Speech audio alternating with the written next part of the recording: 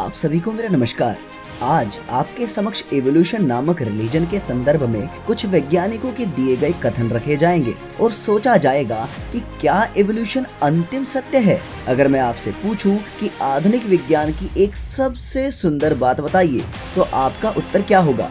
यही ना कि विज्ञान सवालों को एक्सेप्ट करता है, ना कि मत पंथ संप्रदायों की तरह प्रश्नों का विरोध करता है। पर एवोल्यूशन पर सवाल सहन क्यों नहीं किए जाते? क्या इसमें कोई संदेह का स्थान है? यह वीडियो आपको एवोल्यूशन के अगेंस्ट रखे गए कुछ स्ट्रॉन्ग पॉइंट्स से आपका परिचय करवाएगी। इस वीडियो में 6 चैप्टर्स होंगे। Chapter 1 genetics against evolution, chapter 2 origin against origin of evolution and breaking Miller experiment, chapter 3 when biochemistry fights evolution, chapter 4 fossil and frauds, chapter 5 taxonomy and molecular biology text Darwin, chapter 6 common sense on science of evolution. Video अंत तक देखना, अन्यथा अधूरा ज्ञान लेके आप typing Ninja बनकर comments में सब्जी मंडी बना दोगे। Chapter 1 genetics against evolution. 18वीं शताब्दी में चार्ल्स डार्विन ने द ओरिजिन ऑफ स्पीशीज नामक पुस्तक पब्लिश की, जो उनके एवोल्यूशन की अवधारणा को एक्सप्लेन करती है। अब उदाहरण के लिए इस पुस्तक के पेज 231 पर लिखित ये शब्द देखिए। By this process, long continued, it seems to me almost certain that an ordinary hoofed quadruped might be converted into a giraffe. साधारण शब्दों में डार्विन का कहना था कि 4 पैरों वाला कोई जीव जैसे खच्चर लीजिए और उसे सही वातावरण में एक पर्याप्त समय तक रखें तो वो भी जिराफ बन सकता है। बट इसमें समस्या यह थी कि खच्चर में खच्चर के जीन्स होते हैं और जिराफ में जिराफ के। ऑब्जर्वेशनल तौर पर पाया जाता है कि खच्चर में खच्चर के ही जीन्स मिलेंगे, चाहे कितनी भी पीढ़ी बीत जाए। इस प्रश्न का उत्तर एवोल्यूशन के समर्थक म्यूटेशन से देने का प्रयास करते हैं।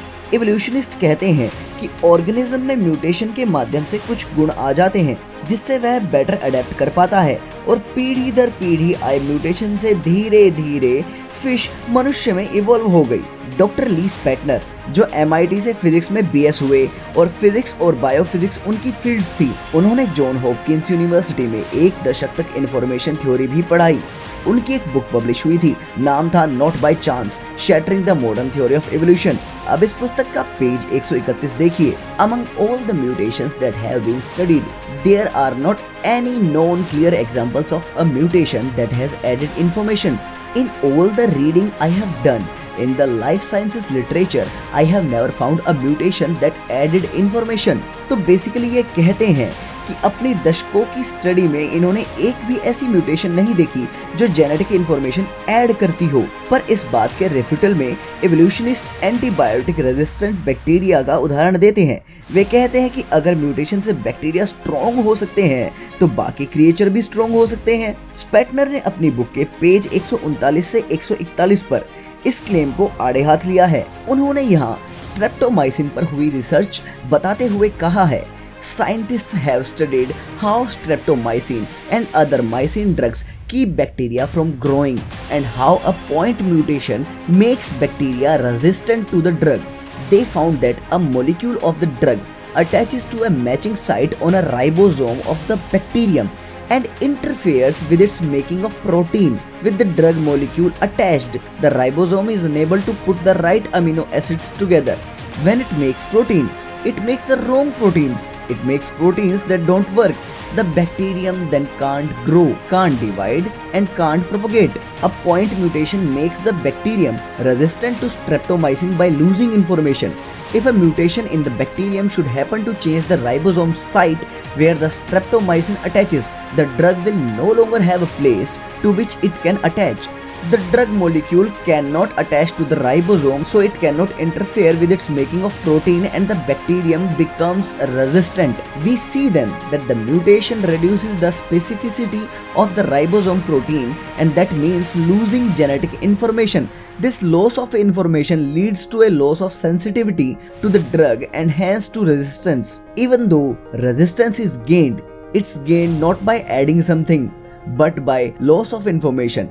It lost information. तो यहाँ बेसिकली यही बताया गया है कि एंटीबायोटिक्स के प्रति रेजिस्टेंस पाने के प्रोसेस में भी बैक्टीरिया में जेनेटिक इंफॉर्मेशन का लॉस ही होता है, ना कि एडिशन। जरा इसे कुछ ऐसे समझिए। पुलिस कमिश्नर ने आदेश दिया कि फलाने शहर के सभी लोगों को हथकड़ियां पहनाई जाए और अरेस्ट कर लिया जाए, लेकिन उस शहर में एक व्यक्ति ऐसा था जिसके हाथ ही नहीं थे, तो उसे हथकड़ी पहनाई ही नहीं जा सकी। तो अब आप बताइए, वो बिना हाथ वाला व्यक्ति स्ट्रॉन्गर ह्यूमन हुआ या उसके अंदर कोई कमी थी? इसका बायोलॉजिकल उदाहरण है सिकल सेल अनीमिया नामक रोग, जिसमें रेड ब्लड सेल्स डिफॉर्म्ड हो जाती हैं और ये डिफॉर्म्ड आरबीसी मलेरिया के प्रति इम्यून होती हैं। तो सिकल सेल एनीमिया का पेशेंट मलेरिया के प्रति स्ट्रॉन्ग तो हो गया, पर वो एक उससे बड़ी जेनेटिक बीमारी लेकर बैठ गया है। इसका एक और उदाहरण है हीमोग्लोबिन। हीमोग्लोबिन के 40 से अधिक म्यूटेशन हैं और उनमें से एक की भी oxygen carrying capacity normal haemoglobin से अधिक नहीं होती है।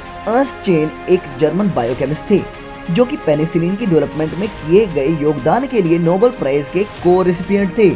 इन्होंने एक लेख लिखा था, नाम था social responsibility and the scientist in modern western society, जिसे जॉन हॉपकिंस यूनिवर्सिटी ने पब्लिश किया था। इसमें लिखा है, to postulate that the development and survival of the fittest is entirely a consequence of chance mutations, or even that nature carries out experiment by trial and error through mutations in order to create living system better fitted to survive, seems to me a hypothesis based on no evidence and irreconcilable with the facts। इसके अनुसार भी डार्विनिस्ट द्वारा की गई chance mutation की बात एक बिना एविडेंस की कल्पना मात्र बन जाती है।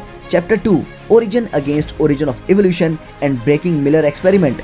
डार्विन और उनके समर्थकों के विचार से प्रारंभिक सेल बहुत सिंपल थी और इसीलिए प्राइमोर्डियल सूप में एक तुक्के से बन गई होगी, पर ब्रिटानिका एनसाइक्लोपीडिया के वॉल्यूम 22 में प्रसिद्ध साइंटिस्ट कार्ल सेगन का एक लेख छपा था, नाम था लाइफ, जिसमें लिखा है, The information content of a simple cell has been estimated as around 10⁻12 bits, comparable to about 100 million pages of the Encyclopedia Britannica। तो क्या इतना कॉम्प्लेक्स डिजाइन अपने आप बन सकता है? इस प्रश्न के उत्तर में एवोल्यूशनिस्ट डॉक्टर स्टैनली मिलर के द्वारा 1953 में किए गए एक्सपेरिमेंट का हवाला देते हैं। इस एक्सपेरिमेंट में वाटर, हाइड्रोजन, मीथेन और अमोनिया को एक अपैरेटस में रखा गया और उसमें इलेक्ट्रिक स्पार्क दिए गए। कुछ सप्ताह बाद उस अपैरेटस में कुछ अमीनो एसिड्स पाए गए। इसी एक्सपेरिमेंट का हवाला देकर यह कहा जाता है कि अर्ली स्टेज में पृथ्वी पर भी ऐसा ही इन्वायरमेंट था और एक दिन तुक्के से लाइफ आ गई, पर वे भूल जाते हैं कि इस एक्सपेरिमेंट में अमीनो एसिड्स बने हैं, ना कि लाइफ। फ्रांसिस क्रिक एक ब्रिटिश मॉलिक्यूलर बायोलॉजिस्ट थे जिन्हें डीएनए की डिस्कवरी में दिए गए अपने योगदान के लिए नोबेल प्राइज से सम्मानित किया गया था। इन्होंने लाइफ इटसेल्फ नामक पुस्तक लिखी थी। इन्होंने पेज 50 पर बताया कि एक लिविंग ऑर्गेनिज्म में प्रेजेंट सिंपल प्रोटीन में लगभग 2000 एटम्स होते हैं जो कि एक प्रिसाइज 3 डायमेंशनल अरेंजमेंट में होते हैं। इस मॉलिक्यूलर कंस्ट्रक्शन को अचीव करने के लिए अमीनो एसिड्स की एक करेक्ट ऑर्डर में अरेंजमेंट चाहिए, जिसकी प्रोबेबिलिटी 1 in 10⁻260 है। अर्थात एक के पीछे 260 जीरो लगाइए तो उनमें से एक ही चांस है सही प्रोटीन बनने का। उन्होंने पेज 52 पर इसे समझाने के लिए बड़ा प्यारा सा उदाहरण दिया। वे कहते हैं, मान लीजिए इंग्लिश में कोई पैराग्राफ लिखा है, वो पैराग्राफ 30 सिंबल्स से बना है जिसमें लेटर्स और पंक्चुएशन मार्क्स शामिल हैं। ऐसे पैराग्राफ में उतने ही सिंबल्स हुए जितने एक टिपिकल प्रोटीन में अमीनो एसिड्स होते हैं। अब अगर 1 बिलियन बंदरों को 1 बिलियन टाइपराइटर दे दिए जाएं, तो आप ही बताइए कि शेक्सपियर का एक सोनेट बंदरों के तुक्के से बनने में कितना समय लगेगा और इसकी क्या संभावना है। पेज 53 पर वे कहते हैं, Life from this point of view is an infinitely rare event and yet we see it teeming all around us। इस प्रोबेबिलिटी पर कैलिफोर्निया यूनिवर्सिटी से पीएचडी प्राप्त डॉक्टर डुआने टी गिश ने काम किया और the origin of life theories on the origin of biological order नामक लेख में कहा, There would not be the slightest chance that a single one of the 10⁻24 monkeys would have typed a pre-selected sentence of 100 letters without spelling error even once।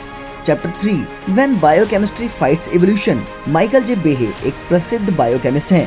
उन्होंने 1996 में Darwin's black box नामक पुस्तक लिखी थी। उन्होंने कहा कि बायोकेमिकल प्रोसेसेस बहुत ज्यादा कॉम्प्लेक्स होते हैं। उदाहरण के लिए ब्लड क्लॉटिंग को ही देख लीजिए। पेज 87 पर लिखा है, Since each step necessarily requires several parts, not only is the entire blood clotting system irreducibly complex, but so is each step in the pathway। अर्थात यदि एक भी फैक्टर घट जाए तो ब्लड क्लॉटिंग हो ही नहीं सकती और जीव घाव से हुए रक्तस्राव से ही मर जाएगा। उनके अनुसार ब्लड क्लोटिंग का बायोकेमिकल प्रोसीजर कालांतर में धीरे धीरे इवॉल्व हो ही नहीं सकता।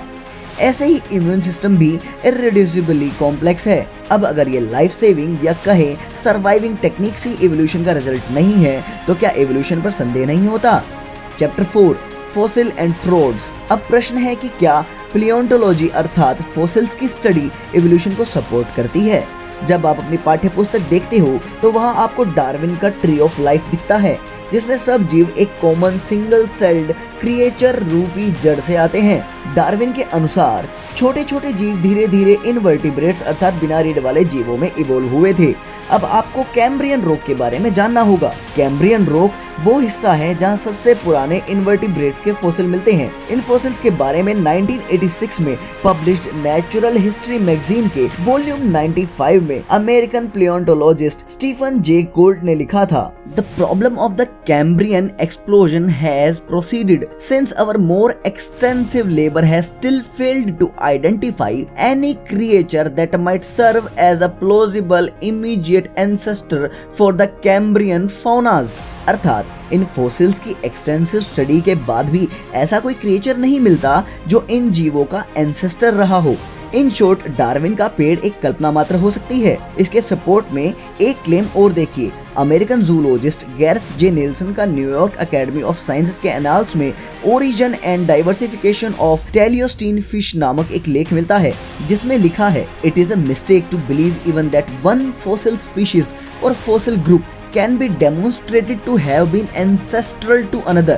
The ancestor-descendant relationship may only be assumed to have existed in the absence of the evidence indicating otherwise. Luther D Sunderland ने अपनी पुस्तक डार्विन्स एनिग्मा में British museum of natural history के सीनियर पैलियोंटोलॉजिस्ट डॉक्टर कोलिन पैटरसन के साथ हुए अपने पत्राचार के बारे में लिखा है। लूथर ने डॉक्टर कोलिन पैटरसन से पूछा था कि क्यों डॉक्टर पैटरसन ने ट्रांजिशनल फॉसिल्स का एक भी प्रूफ अपनी बुक में नहीं लगाया। 10 अप्रैल 1979 को डॉक्टर पैटरसन ने रिप्लाई दिया, जिसमें लिखा था, you say that I should at least show a photo of fossil from which each type of organism was derived. I will lay it on the line, there is not one such fossil for which one could make a watertight argument. चलो यहाँ तक तो फिर भी ठीक था, पर evolution को सही ठहराने के लिए फ्रॉड्स तक किए गए हैं। जैसे 1912 में 5 लाख साल पुराने एक स्कल के मिलने की बात सामने आई, जिसे पिल्ट डाउन मैन कहा गया। न्यूयॉर्क टाइम्स में खबर छपी, Darwin theory is proved true. 4 दशकों तक एवोल्यूशनिस्ट इसे प्री हिस्टोरिक मैन बताते रहे, पर 1954 में पता चला कि ये स्कल ह्यूमन क्रेनियम और ओरेंगुटैन के जबड़े को जोड़कर बनाया गया एक झूठ मात्र था। ऐसा ही एक और झूठ है आर्कियोरेप्टर, जो कि 1999 में डायनासोर और पक्षियों के बीच की सीढ़ी के रूप में दर्शाया गया था, पर यह भी एक डायनासोर और एक बर्ड के फॉसिल्स को जोड़कर रचा गया झूठ मात्र था। ओरिजिन ऑफ स्पीशीज के पेज 335 पर डार्विन चाचा ने कहा था, so that the number of intermediate and transitional links between all living and extinct species must have been inconceivably great। तो भैया जब इतने ही लिंक्स थे तो मिलते क्यों नहीं। Chapter 5 Taxonomy and Molecular Biology Text Darwin। Taxonomy is the science of classification of plants and animals। ये तो हम सबको पता है। यहाँ भी एवोल्यूशन पर एक प्रहार प्रसिद्ध जूलॉजिस्ट ऑस्टिन एच क्लार्क ने अपनी पुस्तक द न्यू एवोल्यूशन जूजेनेसिस में कर डाला। पेज 168 पर लिखा है, the complete absence of any intermediate forms between the major groups of animals which is one of the most striking and most significant phenomena brought out by the study of zoology has hitherto been overlooked or at least ignored। वे कहते हैं कि evolution में जीवों के major groups के बीच में ना मिलने वाली कड़ियों को इग्नोर कर दिया गया है। पेज 189 पर वो लिखते हैं, no matter how far back we go in fossil record of previous animal life upon the earth, we find no trace of any animal forms which are intermediate between the various major groups or phyla। This can only mean one thing, there can be only one interpretation of this entire lack of any intermediates between the major groups of animals, as for instance between the backboned animals or vertebrates। If we are willing to accept the facts, we must believe that there never were such intermediates, or in other words that these major groups have from the very first born the same relation to each other that they bear today। Darwin चाचा के अनुसार fish amphibians में evolve हुई, जो reptiles में evolve हुए, जो mammals में इवोल्व हुए। इस पर प्रसिद्ध ऑस्ट्रेलियन बायोलॉजिस्ट माइकल डेंटन ने अपनी पुस्तक evolution A theory in crisis में प्रकाश डाला है। पेज 249 पर लिखा है, instead of revealing a multitude of transitional forms through which the evolution of cell might have occurred, molecular biology has served only to emphasize the enormity of gap. आगे लिखा है, no living system can be thought of as being primitive or ancestral with respect to any other system, nor is there the slightest empirical hint of an evolutionary sequence among all the incredible diverse cells on earth. Page 277 पर लिखा है, however, as more protein sequence began to accumulate during the 1960s, it became increasingly apparent that the molecules were not going to provide any evidence of sequential arrangement in nature, but were rather going to reaffirm the traditional view that the system of nature conforms fundamentally to a highly ordered hierarchic system from which all direct evidence for evolution is emphatically absent. मुझे लगता है कि ये सभी प्रश्न evolution पर संदेह तो उत्पन्न कर ही देते हैं, पर सबसे साधारण प्रश्न आता है सबसे महत्वपूर्ण पक्ष से, अर्थात कॉमन सेंस से। डार्विन चाचा ने कुछ ऐसा कहा था कि जो रेप्टिलियंस थे वो बेचारे ऊपर के कीड़े खाना चाहते थे और इस चक्कर में धीरे धीरे पीढ़ी दर पीढ़ी वो पक्षियों में बदल गए, यानी रेप्टिलियंस स्टेप बाय स्टेप पीढ़ी दर पीढ़ी पक्षी बन गए, अर्थात उनके पैरों की जगह पंख बन गए। तो अब आप ही बताइए, बीच में कोई ना कोई स्टेज ऐसी आई होगी जिसमें ना तो उसके पास ढंग से हाथ रहे होंगे ना ढंग से पंख रहे होंगे। ऐसे में उसके सर्वाइवल पर एक बहुत बड़ा प्रश्न चिन्ह खड़ा हो जाता है। वो सर्वाइव ही नहीं करेगा तो इवॉल्व कहाँ से होगा? स्वयं विचार कीजिए और हाँ, चिंता ना करें क्योंकि सत्यमेव जयते। जय श्री हरि।